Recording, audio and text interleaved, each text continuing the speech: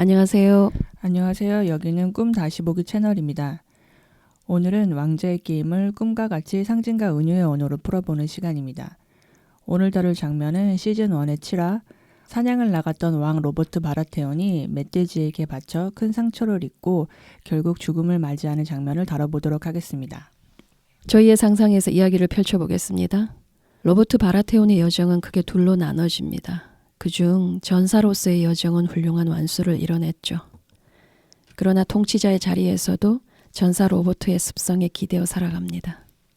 대다수의 우리 역시도 로버트 바라테온이 겪는 어려움에 봉착해 있는 것 같은데요. 살아간다는 것은 보통 일이 아닌데 어떤 순간에 이르게 되면 도대체 나보고 뭘 하라는 거지? 삶이 내게 요청하는 것이 뭘까? 등의 질문이 올라오고 그래서 혼란스럽고 답답할 때가 있습니다.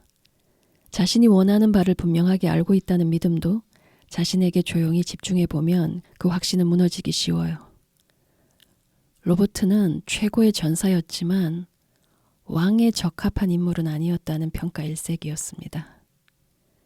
주변의 평가를 들먹이지 않더라도 로버트의 삶이 이를 증명합니다. 원치 않았던 왕자라 할지라도 일단 수락한 이후라면 그 선택에 걸맞는 노력이 따랐어야 했지만 로버트는 이를 거부했습니다. 우리의 이고도 로버트 바라테온처럼 행동한다는 거예요. 이미 다른 여정에 들어서 있고 변화가 요구될 때 그 혼돈 속에 있기가 너무나 두려워 이전의 습성을 고집하는 겁니다.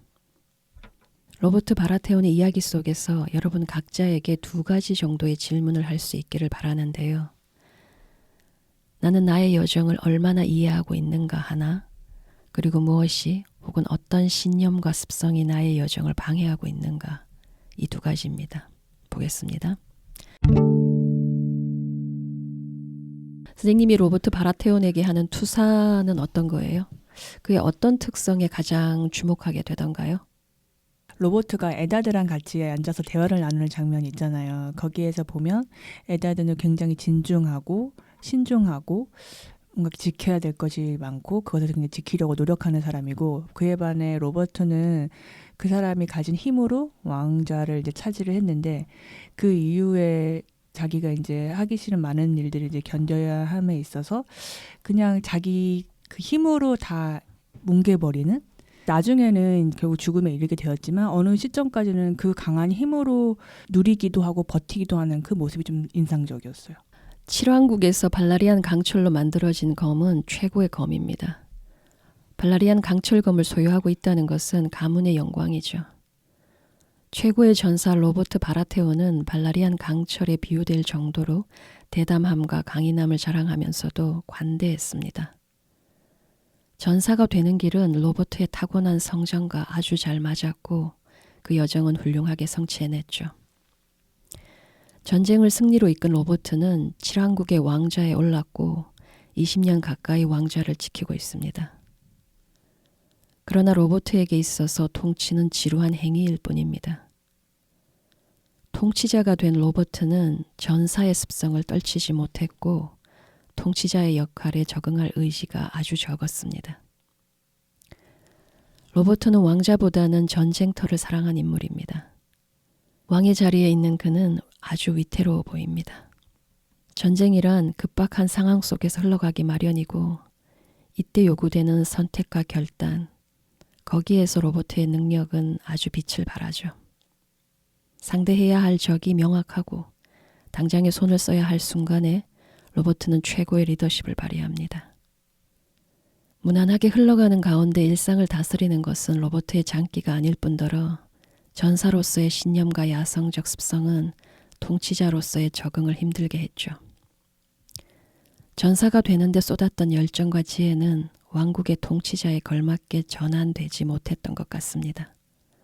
다만 유능한 수간을 곁에 둘 정도의 머리와 지혜가 있었죠. 로버트는 존 아린을 신뢰했고 그에게 모든 것을 일임한 상태였습니다. 존 아린 덕분에 한동안은 무난하게 흘러갔죠. 굳이 구분을 한다면 어느 쪽에 더 가까워요? 전사라든가 왕, 수관, 이 측면에서 고려를 해보면 퍼뜩 떠오르는 거는 수간인데 자신감이 없는 게 능력 있는 수간이 될 수 있을까? 이런 의문이 올라와서 이제 자신이 없는 거예요. 누군가가 어떤 비전을 제시했을 때 그것을 보고 판단하고 이런 걸 되게 좋아하거든요. 그리고 그것이 쭉 이제 나갈 수 있게끔 지지하고 이런 거는 제 습성하고 되게 맞는 것 같아요. 근데 그 수간이라고 하는 게 그냥 왕이 하자는 대로 무조건 쫓아가는 사람이 아닌 거잖아요. 독자적인 판단을 할 수 있을 때 적절한 조언을 해주고 그 왕이 못 보는 지점을 또 보고 이런 걸 해야 되는데 그런 걸 할 수 있으려면 의존 이슈를 해결해야 그게 가능할 것 같아요. 그래서 저한테는 이제 그게 관건인 거죠. 그러면 이번에는 내 자질과는 상관없이 전사, 왕, 수간 중에 내가 한번 살아보고 싶은 삶이 있어요? 일단 수간은 아닌 것 같아요. 저한테 어떤 생각이 있냐면 그 왕의 자리에 있어야 진짜로 자유로울 수 있다는 그런 환상이 있어요. 이런 생각을 하면서 그 왕의 자리에 대한 어떤 그런 부담감이 이제 따라오는데 제가 되게 인내심 있게 버티고 이런 거를 잘하고 그게 저의 습성이긴 하지만 뭔가를 꾸준히 감당해 나가는 거에 대한 피하고 싶은 마음? 그런 게 올라와서 왕도 선뜻 선택이 안 되는데 그리고 뭔가 진짜로 힘을 휘두르는 사람의 모습을 생각할 때 또 전사한테 또 투사되는 게 있고 제일 정직한 것 같고 그러니까 그것으로부터 얻을 수 있는 것을 생각하지 않고 그냥 그 행위에만 집중해서 봤을 때 전사가 되게 매력적인 것 같아요. 뭔가를 다 던져서 부딪혀 본다는 그 이미지로서. 현재 로버트는 술과 여자에 탐닉하고 사냥에 몰두할 뿐입니다. 로버트는 술 주정뱅이 왕으로 살아가는 겁니다. 상징적 차원에서 모든 종류의 중독은 근원과 연결되기를 바라는 갈망이 좌절될 때 나타나는 현상으로 이해하고 있습니다. 로버트는 전쟁의 승리의 왕자를 차지하지만 그 만족은 대단히 짧았을 겁니다. 더군다나 사랑하는 리안나를 위해 일으킨 전쟁이었는데 그녀를 되찾지도 못했으니까요. 로버트는 승리한 전쟁에서 보다 숭고한 의미나 가치를 발견하는데 그 자신 실패한 것처럼 보입니다. 그 좌절감은 자신의 삶에 대한 혐오로 이어졌을 거고요. 그러한 혐오는 알코올 중독으로 나타나는 겁니다.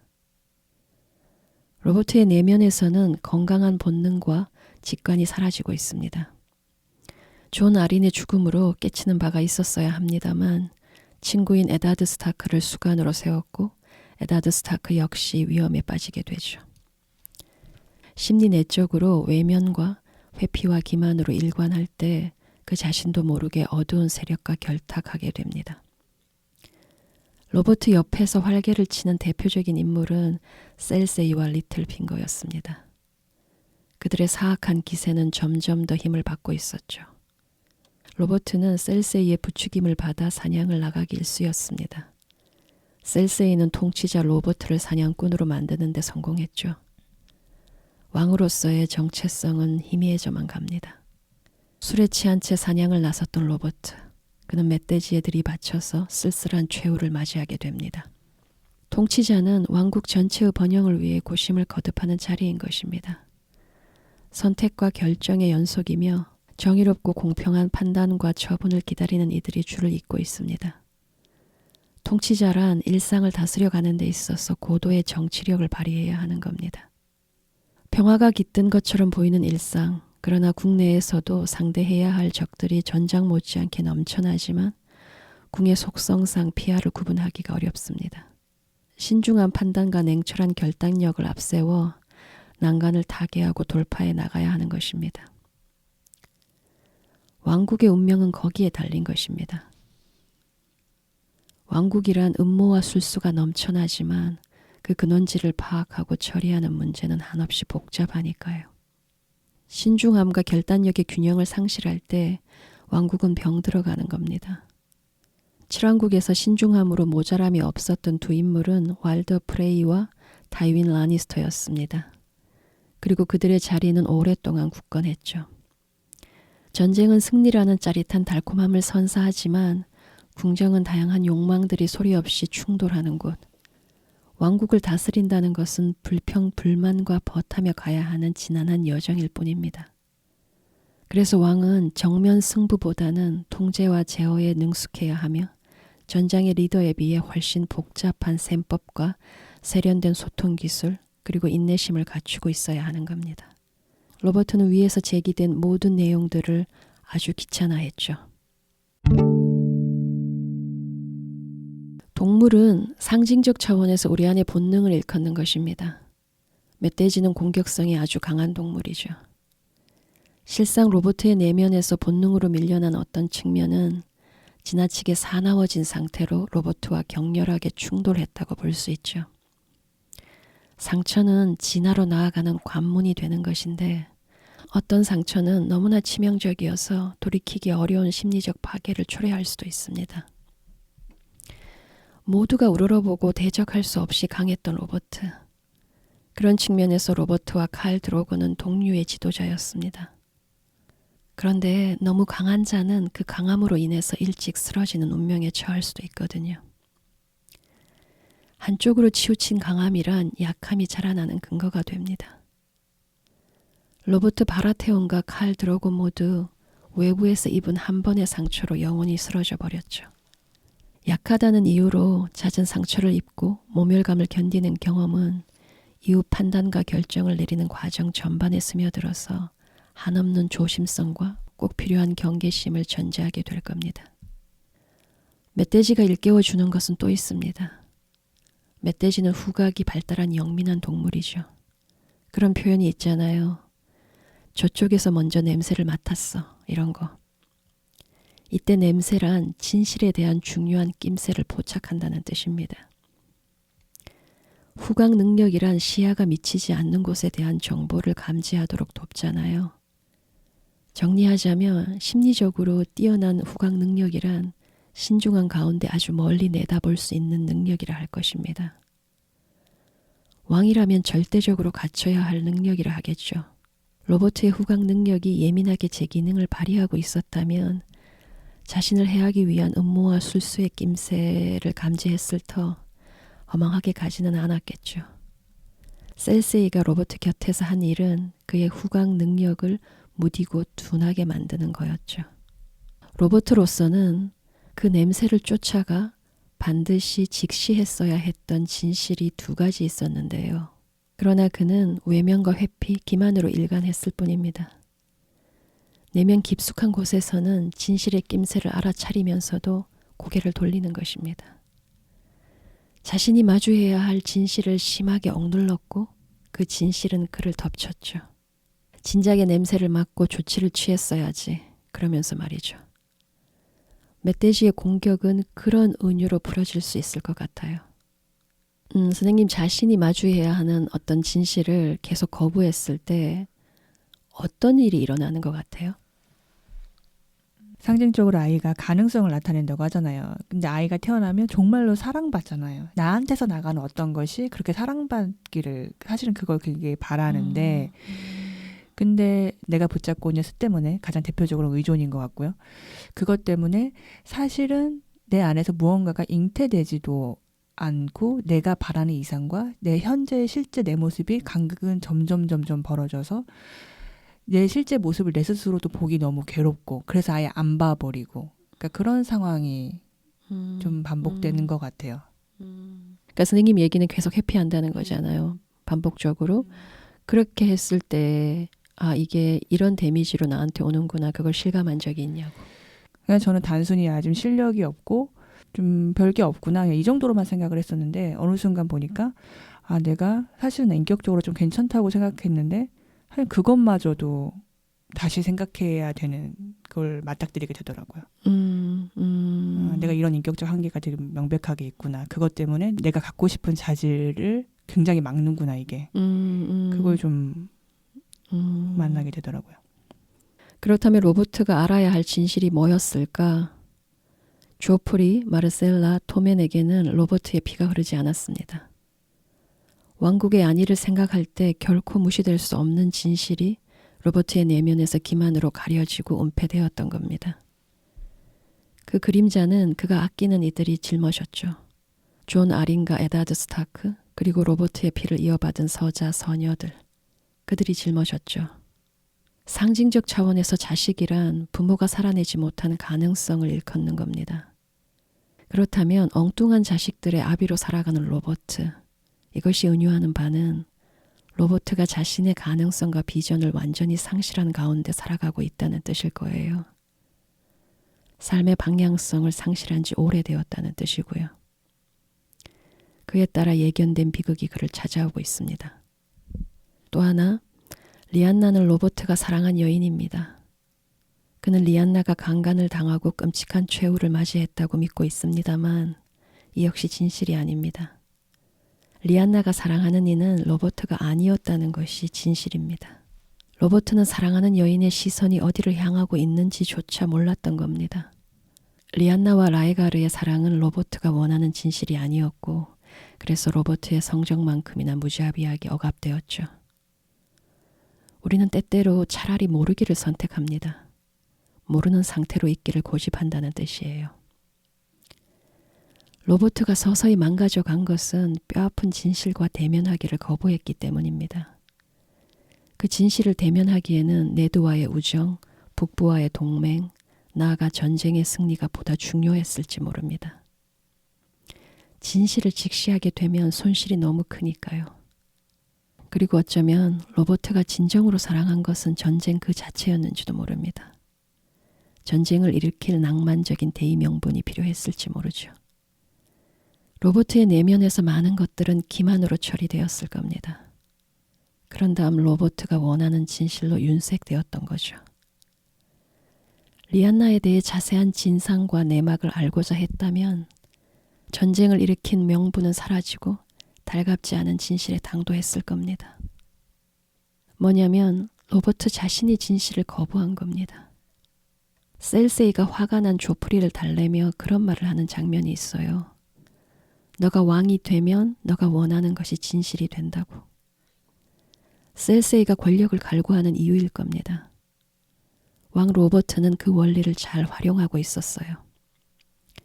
로버트는 자신이 믿는 바를 모두가 받아들여야 하는 진실로 제시했고 강요할 수 있는 위치에 있었죠. 주변은 침묵으로 동조할 뿐이고요. 한동안은 그렇게 흘러갑니다만 영원할 수 없다는 것이 문제죠. 뭐든 영원하기를 바라면 그 소원은 죽음으로 성취됩니다. 로버트가 진실을 외면하는 길은 오직 하나뿐이었어요. 죽음. 그런 면에서 죽음은 그에게 내려진 합당한 결론이자 축복이었습니다. 너가 왕이 되면 너가 원하는 것이 진실이 된다. 이 말은 우리의 이고가 끊임없이 속닥이는 달콤한 약속입니다. 우리의 이고는 왕행세하기를 즐기는데요. 자신이 원하는 바가 진실이 되도록 그럴싸하게 꾸미고 가꾸는데 엄청난 능력자인 거예요. 그러다 보니 적당한 외면과 무시, 회피와 기만으로 구성된 물감이 필수가 되는 거죠. 그런데 또 다른 어느 곳에서는 이를 깨트리기 위한 작업이 시작되고 있다는 거예요. 문제는 우리 안에서 억압되는 것들은 저 아래에서 사납고 맹렬해지다가 어느 날 우리를 덮친다는 겁니다. 로버트의 멧돼지처럼. 로버트는 내적으로 풀어야 할 난제를 수북하게 떠안고 있었으나 끝끝내 마주하기를 거부하고 숲으로 달려갔습니다. 거듭 말하지만 지금의 상태를 유지하기 위해서 가장 손쉬운 해결책은 죽음뿐이었어요. 마지막으로 로버트를 가장 괴롭혔던 것은 어쩌면 내면에서 리안나를 처리하는 문제였을 겁니다. 로버트는 리안나를 잃어버린 것에 대해 끝끝내 자신을 용서하지 못했는지도 모르죠. 그 말인즉 자신의 상실을 받아들이지 못했다는 뜻입니다. 강인한 사내는 자신과 주변을 지켜내야 하거든요. 로버트는 그 부분에서 실패한 것이고요. 상실은 약한 자의 몫이어야 하는 법이죠. 뭐냐면 로버트는 그 자신의 약함을 조금도 받아들일 준비가 되어 있지를 못했던 겁니다. 자신 안에서 약함을 마주하고 그 모멸감 속에서 변화하고 성장하기를 거부했던 한 사내가 있었을 뿐입니다. 그리고 그는 멧돼지의 공격으로 죽음을 맞이합니다. 멧돼지 하면 격렬한 충돌이 떠오르죠. 무섭게 돌진하여 들이받으니까요. 전공법을 사용해 정면으로 상대하는 것, 그것은 로버트의 방식이라 할 것입니다. 그러나 자신의 약함을 마주하는 데 있어서만큼은 그 장기를 발휘하지 못했죠. 그 로버트가 자신의 약한 모습을 보지 않았다고 했던 점에서 공감이 되는 게 내가 일상에서 어떤 의도를 가지고 뭔가 행동을 했는데 그것이 받아들여지지 않았어요. 그러면 그게 한 부분 실패잖아요. 그 실패를 한 순간 느끼는 그 좌절감, 그 고통을 거기서부터 빨리 도망쳐 버리는 거예요.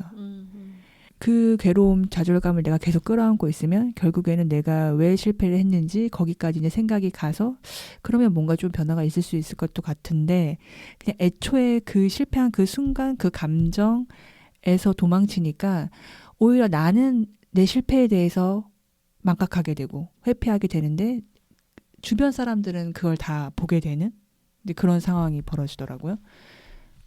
그러니까 제가 꿈에서 그 제 생리혈이 묻어 있는 제 뒷모습을 보게 됐어요. 근데 그게 지금 한 번이 아니라 옷을 보니까 그 얼룩이 몇 겹이 있더라고요.